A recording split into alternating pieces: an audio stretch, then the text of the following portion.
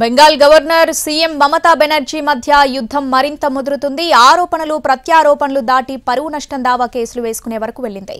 Bengal CM Mamata బెనర్జీపై పరువు నష్టం దావా వేశారు గవర్నర్. కోల్కతా హైకోర్టులో ఈ పిటిషన్ వేశారు.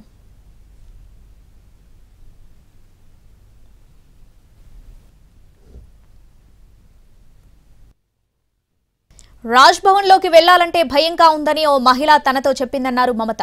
గురువారం సచివాలయంలో అధికారులతో రివ్యూ చేసిన దీదీ ఈ వ్యాఖ్యలు చేశారు. రాజ్ భవన్ లో జరుగుతున్న కార్యక్రమాలు ఆందోళనకరంగా ఉన్నాయన్నారు. అందులోకి వెళ్లాలంటే మహిళలు భయపడుతున్నారని హాట్ కామెంట్స్ చేశారు మమత.